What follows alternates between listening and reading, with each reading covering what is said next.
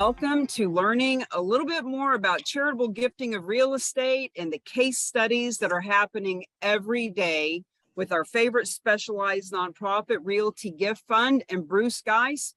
Bruce, what is our story for today? Cami, I'm going to tell you a story about a winery in California, Northern California, in the Russian Valley. We got a call from a gentleman who had reached out to Fidelity. Fidelity had referred him to two different nonprofits that are in the space that we share. And he interviewed, I believe, both of us, and we made a connection pretty quickly, and he decided to go with Realty Gift Fund. And this was a partial interest gift, which is quite an interesting sort of gift to make, because Realty Gift Fund ended up being a minority owner of this winery and actually took title to it. And, you know, for a brief period of time, I was in the winery business. Our donor was a 50% owner of this winery, and he gave us 30% of his 50% interest. So we had a 15% interest in the entire affair.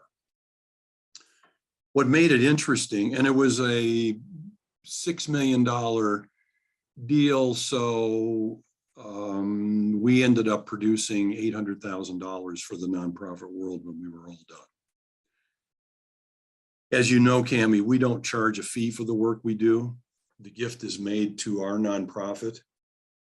And in the donation agreement that we sign with our donors, we agree that when we are done fixing things, selling things, and the proceeds are sitting on the table, that we will grant away the bulk of what we produce to the nonprofit of our donor's choice. We kept, out of an $800,000 deal, we kept about $22,000. Excuse me. So it was a very efficient deal for our donor. And that's a really interesting twist. You know, we talk all the time about how 99% of nonprofits won't take real estate. And this is exactly why, because that's very complicated and risky and just not, you know, grandma's house. Can you tell us a little bit about how the transaction went down? Yeah, what was great about it is it was a very intricate set of steps to be sure that this donor was following all of the IRS guidelines, because there was a buyer hanging out in the wings somewhere that he had talked to over the years. This property had been on the market for over a year. And suddenly they found somebody who was interested, but they wanted to avoid any appearance of a prearranged sale, which violates IRS rules for charitable donations.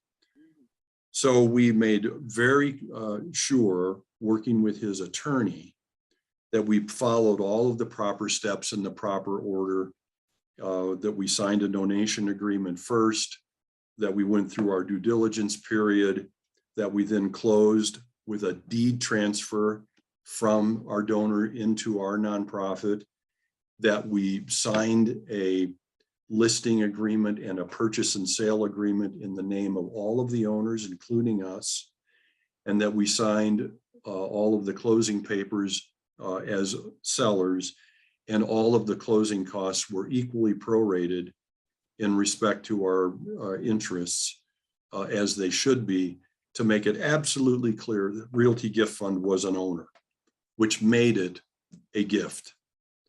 And then we produced the closing and the proceeds went into a donor advised fund at Fidelity the same day that we received the money. So it was a very interesting deal that included water rights, easements from neighbors, fencing arrangements.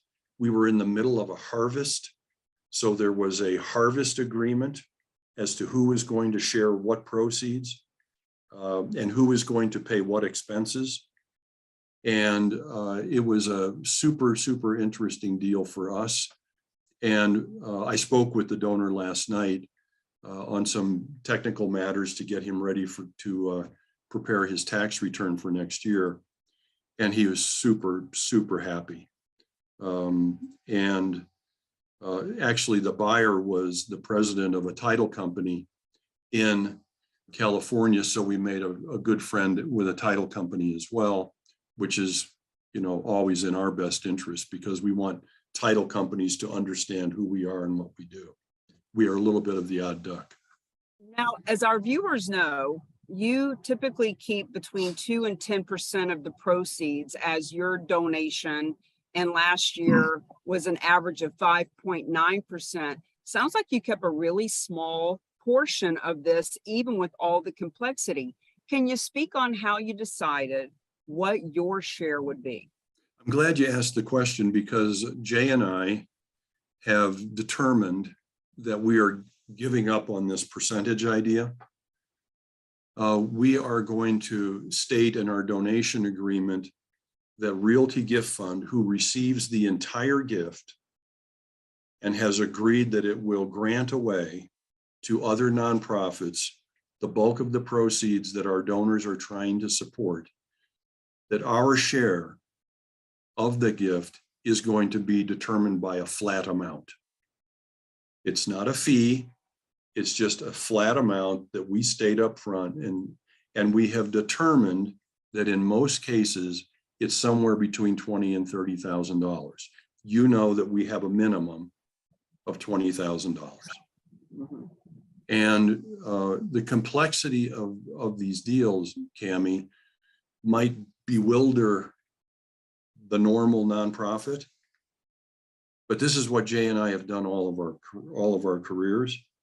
And when you talk about easements and fences and water rights and mineral rights, which were there as well, it's just sort of routine for us.